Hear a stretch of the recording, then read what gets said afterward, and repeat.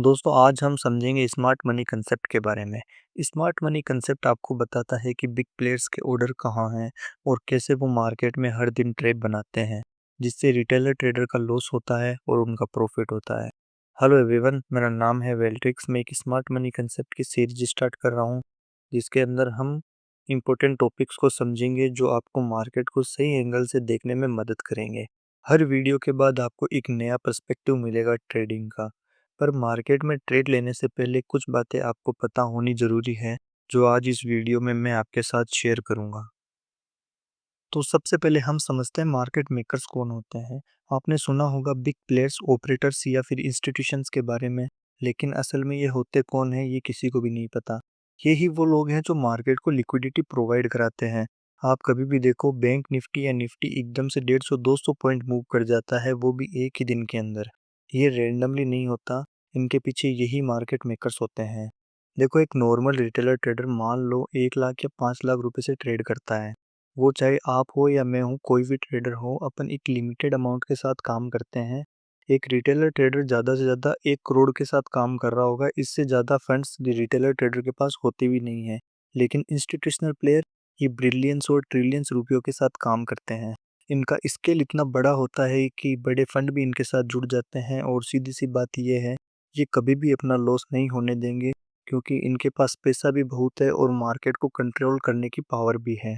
Simple शब्दों में मैं आपको बताऊं तो इनके हिसाब से मार्केट चलता है, हमारे हिसाब से नहीं।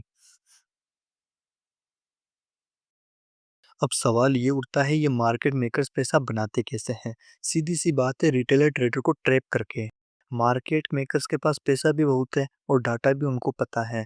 मेजॉरिटी ट्रेडर्स ने स्टॉप लॉस कहाँ लगा रखा है ये उनको पता होता है। अब अगर 80% लोगों ने स्टॉप लॉस एक ही लेवल के नीचे लगा रखा है तो उनका काम एकदम आसान हो जाता है। अपन जब भी ट्रेड करते हैं तो स्टॉप लॉस हमेशा एक स्विंग के नीचे लगाकर ट्रेड करते हैं।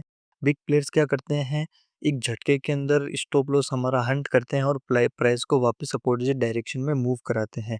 यही रीज़न है कि आप अक्सर देखते हो, आपका स्टॉप लॉस लगते ही मार्केट वापस आपकी डायरेक्शन में चला जाता है। ये कोइंसिडेंस नहीं है, बल्कि एक प्लानिंग है रिटेलर ट्रेडर को ट्रैप करने के लिए। एक रिटेलर ट्रेडर के लिए ये सिर्फ गेम ऑफ सर्वाइवल है, लेकिन मार्केट मेकर्स के लिए ये एक बिजनेस स्ट्रेटेजी है। इसीलिए मार्केट में सक्सेसफुल होने के लिए ज़रूरी है कि आप उनके फुटप्रिंट्स को समझो, उनकी साइकोलॉजी को समझो, वरना आप हमेशा एक ट्रैप के अंदर ही फंसे रहोगे। कोई भी इंसान इस फील्ड के अंदर नया आता है तो लर्निंग के लिए उसको मिलता है यूट्यूब, या फिर वो किसी का कोर्स ज्वाइन करता है। और लर्निंग के नाम पर उसको मिलता क्या है? इंडिकेटर। 9 का ईएमए, या फिर 50 का ईएमए, या फिर RSI indicator, stochastic, Bollinger band, वी वेब, और भी बहुत सारे इंडिकेटर है। या फिर उसको बताया जाता है chart patterns. Flag pattern, triangle pattern, pattern, W pattern. Triangle pattern के ब्रेकआउट होने पर आपको बाई करना है, या फिर ब्रेकडाउन होने पर आपको सेल करना है। या फिर उसको बताया जाता है सपोर्ट रेजिस्टेंस। रेजिस्टेंस के ब्रेक होने पर आपको बाई करना है, या फिर सपोर्ट के टूटने पर आपको सेल करना है। और ये सब लर्निंग के बाद भी पिछले साल का डाटा क्या आता है कि 91% ट्रेडर ने लॉस किया है अपनी कैपिटल का। अब मैं भी एक ट्रेडर हूँ, तो कहीं ना कहीं मैंने भी इन सब चीज़ों को फेस किया है। जो चार्ट सब देख रहे होते हैं, सपोर्ट, रेजिस्टेंस, इंडिकेटर, उसी को पूरी दुनिया देख रही होती है। और जब पूरा क्राउड एक साइड होता है तो समझ लो ट्रैप वहीं से स्टार्ट होता है। अब ये ट्रैप होता कैसे है, मैं आपको एक एग्जांपल से समझाता हूँ। आपने सुना होगा बहुत सारे लोग पैटर्न्स के साथ ट्रेड करते हैं। जैसे कि ये एक पैटर्न है, जिसको अपन बोलते हैं ट्रायंगल पैटर्न। ठीक है, इसके अंदर प्राइस करता क्या है कि प्राइस एक रेंज के अंदर फंस जाता है, कुछ इस तरह से। प्राइस रेंज के अंदर फंस जाता है कुछ इस तरह से। और इस रेंज का जिस भी तरफ ब्रेकआउट आता है, कहते हैं कि उसी डायरेक्शन में अपने को ट्रेड लेना होता है। अपन ने यूट्यूब पर और अपने मेंटर्स ने अपने को पेड कोर्स में यही सिखाया होता है कि इस पैटर्न का जिस भी तरफ ब्रेकआउट आता है, अपने को उस डायरेक्शन के अंदर ट्रेड करना पड़ता है। अगर प्राइस इसको ऊपर की तरफ तोड़ता है तो अपने को बाइंग करनी होती है, और नीचे की तरफ इसको ब्रेकआउट करता है तो अपने को शॉर्ट करना होता है। ठीक है। अब प्राइस करता क्या है, प्राइस इसको नीचे की तरफ ब्रेकआउट तो करता है, और नीचे की तरफ ब्रेकआउट करने के बाद अपने को ऐसा एक फ़ील होता है, ऐसा महसूस कराता है ये चार्ट अपने को कि अब ये सेलिंग की तरफ चला जाएगा और अपने को सेलिंग की तरफ एक ट्रेड बनानी चाहिए। अब एक्चुअल के अंदर फिर प्राइस करता क्या है, सेल आता तो है, सेलिंग आने के बाद प्राइस में एक्चुअल बिहेवियर प्राइस का कुछ इस तरह से होता है। 80-90% ट्रेडर यहाँ पर ट्रैप होते हैं। एक बड़ी भीड़ पूरी एक डायरेक्शन में बैठती है जैसे सेलिंग की तरफ, और एक्चुअल मूवमेंट बाइंग की तरफ आता है। रिटेलर ट्रेडर इस तरफ फंसते हैं और एक्चुअल बिग प्लेयर्स ये मूवमेंट बाइंग की तरफ लेके आते हैं। और ये सेलिंग जो आई है, ये सेलिंग आती है एक पीओआई तक सेलिंग आती है और रिटेलर ट्रेडर यहाँ पर ट्रैप होते हैं। एक्चुअल ऑर्डर बिग प्लेयर्स के यहाँ पर ट्रिगर होते हैं और प्राइस बाइंग में मूव कर जाती है। और ये एग्जांपल मैं आपको लाइव चार्ट के अंदर भी दिखा सकता हूँ। ये हाल ही का यूएसडी जेपीवाई का चार्ट है। ये कोई ज़्यादा पुराना चार्ट नहीं है, जिसके अंदर आप देख सकते हो कि प्राइस एक ट्रायंगल पैटर्न के अंदर आता है और ट्रायंगल पैटर्न के अंदर आने के बाद इसका ब्रेकआउट होता है। ब्रेकआउट होने के बाद ये आपको एक इंस्टेंट सेलिंग देखने को मिलती है। ये सेलिंग जो दिखती है इसके अंदर रिटेलर ट्रेडर ट्रैप होते हैं और एक्चुअल के अंदर मूवमेंट बाइंग की तरफ आ जाता है और इधर रिटेलर ट्रेडर ट्रैप हो जाते हैं। आप देख सकते हो इधर है ना, 80 से 90% रिटेलर ट्रेडर ट्रैप होते हैं और इधर बिग प्लेयर्स के ऑर्डर फिल होते हैं और एक्चुअल मूवमेंट बाइंग की तरफ आता है। अब इसके अंदर जो सेलिंग मूवमेंट आया है ये कहाँ तक आया है मैं आपको बताता हूँ। ये डेली का एक एफवीजी है।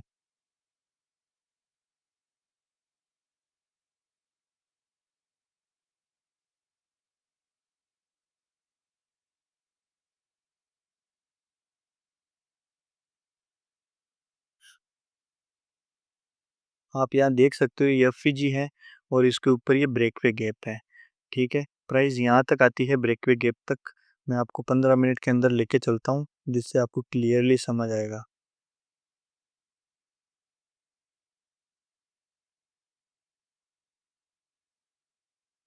ठीक है, आप एग्जैक्ट देख सकते हो ट्रायंगल पैटर्न का ब्रेकआउट आता है, एग्जैक्ट इस एफवीजी तक आता है और यहाँ पर इस जोन के ऊपर बिग प्लेयर्स के ऑर्डर फिल होते हैं और एक्चुअल मूवमेंट जो बिग प्लेयर्स लेके आते हैं मार्केट के अंदर वो ऐसा मूवमेंट होता है और रिटेलर ट्रेडर ऐसे मूवमेंट के अंदर ट्रैप होते हैं। और कई बार रिटेलर ट्रेडर ऐसे मूवमेंट को कैप्चर करने के बाद भी बोलते हैं कि ये कितना एग्जैक्ट वर्क करता है। सिर्फ इतनी सी रेंज को कैप्चर करने के बाद वो सोचते हैं कि ये ट्रायंगल पैटर्न वर्क करता है, और जब ये एक्चुअल मूवमेंट मार्केट में आता है ये सिर्फ रिटेलर ट्रेडर बैठ के देख सकते हैं, इसको कभी भी कैप्चर नहीं कर सकते क्योंकि इनका माहौल ही इस तरह से क्रिएट किया जाता है कि अपन इसको कभी भी कैप्चर नहीं कर सकते। ठीक है, अब ये मैं ऐसे नहीं कहता कि ये पैटर्न्स होते हैं, कोई से भी पैटर्न हो, एम पैटर्न हो, डब्ल्यू पैटर्न हो या फिर कोई ट्रायंगल पैटर्न हो, ये वर्क नहीं करते। हाँ, ये वर्क करते हैं, बट ये 10 में से सिर्फ आपको 3 से 4 बार वर्क करते हुए दिखेंगे और बाकी 7 से 8 बार आपको ये फेल होते हुए दिखेंगे। अब होता क्या है कि अब ये 3 से 4 बार भी वर्क नहीं करते हुए दिखेंगे, उसकी वजह से लोगों का इसके ऊपर से ट्रस्ट उठेगा। अब ये ट्रस्ट बनाने के लिए सिर्फ आपको 3 से 4 बार वर्क करते हुए दिखेंगे, जिससे अपने को अपने मेंटर से एग्जांपल दे सकते हैं कि ये देखो किस तरह से वर्क करते हुए दिखाई देता है अपने को। अब मैं आपके सामने इसको रखता हूँ, आप खुद देख सकते हो। इसका ब्रेकआउट आता है और एक्चुअल मूवमेंट में क्या होता है जो बिग प्लेयर्स कैप्चर करते हैं। ठीक है? अब अगर आपको भी ये नॉलेज पसंद आई और आप भी एसएमसी सीखना चाहते हैं तो इस चैनल को सब्सक्राइब कर लेना। अब से इस चैनल पर मैं रेगुलरली वीडियो अपलोड करने वाला हूँ, जिससे आप भी एसएमसी और आईसीटी को सीखकर प्रोफेशनल ट्रेडर बन सकते हैं।